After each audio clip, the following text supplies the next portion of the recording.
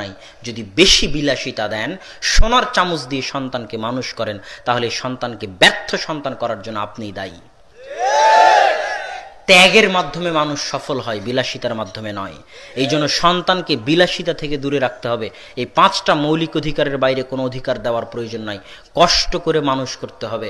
যখন কষ্ট করে মানুষ হবে, তখন সে জীবনের বাস্তবতা বুঝবে, তখন সে জীবনে সফল হবে। এই জন্য 18-20 বছরের মধ্যে যতই অজুহাত আসুক, GPA 5 পেয়েছে তো কি হয়েছে, পঞ্চমে হোক, অষ্টমে হোক, দাখিলে হোক, আলিমে হোক, তাই মোটরসাইকেল কিনে দিতে হবে, তাই অ্যান্ড্রয়েড ফোন কিনে দিতে হবে, এটা ফালতুগিরি। যদি বলেন যে আমি আমার সন্তানকে কন্ট্রোল করতে পারতেছি না, তাহলে আপনি যোগ্য পিতা নন। আপনি দেখবেন যোগ্য পিতা কাকে বলে। আপনাকে একজন যোগ্য পিতার ঘটনা শোনাই। আয়েশা রাদিয়াল্লাহু তাআলা আনহা বলতেছেন, সাকাতাত লি কিলাদাতুন, একবার যুদ্ধ থেকে ফিরছিলাম মদিনার মুখে, তো আমার গলার হার রাস্তায় হারিয়ে গেছে। কে বলছে? আয়েশা রাদিয়াল্লাহু তাআলা আনহা। তো গলার হার এমন জায়গায় হারিয়ে গেছে যেখানে পানি নাই। কি নাই? এদিকে সালাতের সময় হয়ে গেছে, গলার হার হারিয়ে গেছে, যেতেও পারছি না, পানিও নাই, সালাতেরও সময় হয়ে গেছে। এত কঠিন পরিস্থিতিতে আমার পিতা আবু বকর রাদিয়াল্লাহু তাআলা আনহু আমাদের খিমা, আমাদের তাঁবুতে প্রবেশ করলেন। এই দিকে মনোযোগ দিন। আবু বকর রাদিয়াল্লাহু তাআলা আনহু তাঁবুতে খিমায় প্রবেশ করলেন। এমতো অবস্থায় রাসূল সাল্লাল্লাহু আলাইহি ওয়াসাল্লামের ভাষায়, আয়েশা রাদিয়াল্লাহু তাআলা আনহুর ভাষায়, যে ফাথানা রাসাহু, রাসূল সাল্লাল্লাহু আলাইহি ওয়াসাল্লাম তার মাথা আমার রানের উপর দিয়ে শুয়ে আছেন। এমতো অবস্থায় আমার পিতা তাঁবুতে প্রবেশ করলেন। এখন এই ঘরের মধ্যে 3 জন ব্যক্তি। একজন হচ্ছে পৃথিবীর সর্বশ্রেষ্ঠ নবী, সর্বশ্রেষ্ঠ রাসূল, সর্বশ্রেষ্ঠ ব্যক্তি মুহাম্মদ সাল্লাল্লাহু আলাইহি ওয়াসাল্লাম, যিনি জামাই হয়ে শ্বশুরের সামনে স্ত্রীর কোলে মাথা রেখে শুয়ে আছেন। পৃথিবীর সর্বশ্রেষ্ঠ রাসূল, সর্বশ্রেষ্ঠ মানুষ। আর দ্বিতীয় ব্যক্তিকে, যিনি হচ্ছেন নবী রাসূলদের পরে, আম্বিয়া ইকরামের পরে, আসমানের নিচে জমিনের উপরে সর্বশ্রেষ্ঠ মানুষ, আবু বকর রাদিয়াল্লাহু তাআলা আনহু, তিনি হচ্ছেন শ্বশুর। আর তৃতীয় মানুষকে আয়েশা রাদিয়াল্লাহু তাআলা আনহা, যিনি আল্লাহর রাসূলের শ্রেষ্ঠ স্ত্রীদের, জ্ঞানী গুণী পণ্ডিত পরহেজগার স্ত্রীদের, হাদিসের হাফেজ, কোরআনের হাফেজ, হাদিসের ব্যাখ্যাকার, কোরআনের তাফসীরকার, ফকিহবিদ। সাহাবীরা যখন কোনো মাসালা বুঝতে পারতেন না, তখন যার নিকটে যেতেন সেই বিদুষী, সেই মহিয়সী, সেই জ্ঞানী। আয়েশা রাদিয়াল্লাহু তাআলা আনহা হচ্ছেন তৃতীয়, যিনি তার স্বামীর সামনে এবং বাপের সামনে এই তাঁবুতে আছেন। তার হার হারিয়ে গেছে, তিনি তার মাথা দিয়ে আছেন তার স্বামীর কোলে, যিনি পৃথিবীর সর্বশ্রেষ্ঠ রাসূল। আর দাঁড়িয়ে আছেন তার পিতা, যিনি পৃথিবীর সর্বশ্রেষ্ঠ মানুষ, নবী রাসূলদের পরে। এখন এই সর্বশ্রেষ্ঠ মানুষে সর্বশ্রেষ্ঠ নারী মহিলাকে এমন জোরে মারলেন যে আয়েশা রাদিয়াল্লাহু তাআলা আনহা বলছেন, লাকাজানি লাকজাতান শাদীদা, এমন জোরে মারলেন যে পৃথিবীর সর্বশ্রেষ্ঠ রাসূল মুহাম্মদ সাল্লাল্লাহু আলাইহি ওয়াসাল্লাম যদি আমার রানের উপর মাথা দিয়ে শুয়ে না থাকতেন, আমি ছিটকে দূরে চলে যেতাম। এর নাম পিতা। এর নাম কি? পিতা। যিনি এত মহান হওয়ার পরেও, এত মহান ব্যক্তির সামনে, আল্লাহর রাসূলের সামনে, এত মহান বেটিকে এবং বিবাহিত বেটিকে, অবিবাহিত নয়, কেমন বেটি? বিবাহিত বেটিকে জামাইয়ের সামনে বিবাহিত বেটিকে, জামাই যেমন তেমন জামাই, পৃথিবীর সর্বশ্রেষ্ঠ রাসূল, সর্বশ্রেষ্ঠ মানুষ মুহাম্মদ সাল্লাল্লাহু আলাইহি ওয়াসাল্লামের সামনে।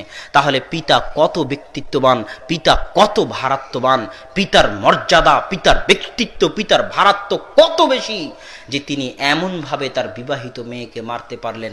আর আপনার ছেলে আপনার নিকটে মোবাইল চায়, মোটরসাইকেল চায়, আর আপনি নিষেধ করতে পারেন না। বাড়ি থেকে টিভি বের করতে চান তো ছেলেরা নিষেধ করে, তাই টিভি বের করতে পারেন না। আপনি আবার পিতা, আপনি হচ্ছেন পিতা নামের কলঙ্ক। অতএব সম্মানিত উপস্থিতি, যোগ্য পিতা হওয়া শিখুন। এই তৃতীয় পয়েন্ট চলে গেল যে সন্তানকে 18-20 বছর বয়স হওয়া পর্যন্ত আপনি এই সুযোগ সুবিধাগুলো দিবেন না। তৃতীয় পয়েন্ট জরুরি। আজ বাংলাদেশের যত বই পুস্তক আছে, বাংলাদেশ মাদ্রাসা শিক্ষা বোর্ডের বই হোক, আর বাংলাদেশ সরকারি স্কুল শিক্ষা বোর্ডের বই হোক, সব বই আজে বাজে গল্প গুজবে ভর্তি। হৈমন্তী, পদ্মা নদীর মাঝি, এগুলো কি শিখায়? রবীন্দ্রনাথ ঠাকুরের উপন্যাস ছোট গল্প পদ্মা নদীর মাঝি, পরকীয়া প্রেম নিয়ে লেখা। শেষ বিকেলের কান্না, নষ্ট নীড়, এগুলো হচ্ছে রবীন্দ্রনাথ ঠাকুরের লেখা গল্প, যেগুলো সব পরকীয়া প্রেম করে, পরকীয়া প্রেমকে ভিত্তি করে রবীন্দ্রনাথ ঠাকুর লিখে গেছে। ওই গল্পগুলো বাংলাদেশ মাদ্রাসা শিক্ষা বোর্ডের বইয়ে, ওই গল্পগুলো বাংলাদেশ স্কুল বোর্ডের বইয়ে স্থান পেয়েছে। আর আজ থেকে 5-10 বছর 15 বছর আগে ওমর রাদিয়াল্লাহু তাআলা আনহুর যে কাহিনী ছিল, আল্লাহর রাসূলের যে কাহিনী ছিল, কিছু সত্য কিছু মিথ্যা যাই থাকুক, সেগুলো সব বের করে ফেলে দেওয়া হয়েছে। কেননা যারা এই সিলেবাসগুলো প্রণয়ন করে তারাও জানে যে এই সিলেবাসে যা পড়ানো হবে তার প্রভাব সন্তানের উপর থেকে যাবে। তো আপনার সন্তান যদি এই বেহায়াপনা বেলেল্লাপনার গল্প, এই প্রেমের গল্প, পরকীয়া প্রেমের গল্প রবীন্দ্রনাথ ঠাকুরের উপন্যাস পড়ে আর আগডুম বাগডুম গল্প করে পড়ে আর টম অ্যান্ড জেরির কার্টুন দেখে বড় হয়, তাহলে ওই সন্তানকে সৎ সন্তান করে গড়ে তোলা যাবে না। যদি সৎ সন্তান করে গড়ে তুলতে হয়, তাহলে আল্লাহ যাদের উপর দয়া করেছে, ইহদিনাস সিরাতাল মুস্তাকিম, হে আল্লাহ আপনি আমাদেরকে সরল সঠিক পথ দেখান।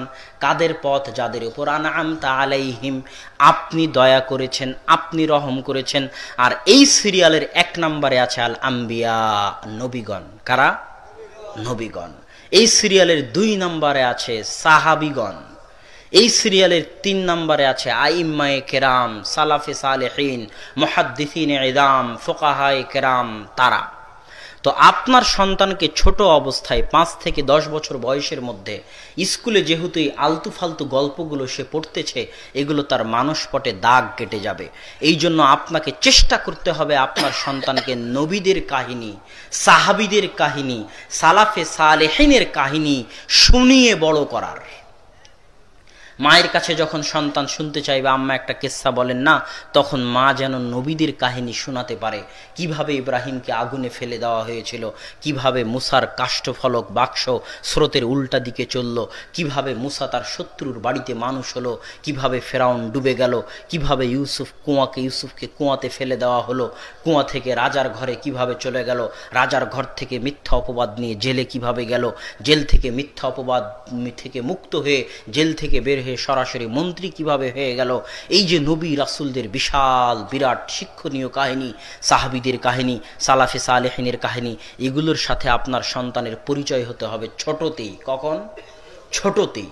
কেননা অল্প কিছুদিন পরেই সে যখন সিনেমা মুভির সাথে পরিচিত হবে, পেপার পত্রিকার সাথে পরিচিত হবে, তখন খেলোয়াড়দের সাথে পরিচিত হবে, তখন এই খেলোয়াড়দেরকে, এই মডেল নায়ক নায়িকাদেরকে, এই সিনেমা মুভির নায়ক নায়িকাদেরকে সে নিজের মডেল এবং আদর্শ বলে গ্রহণ করে নেবে নিজের অজান্তেই।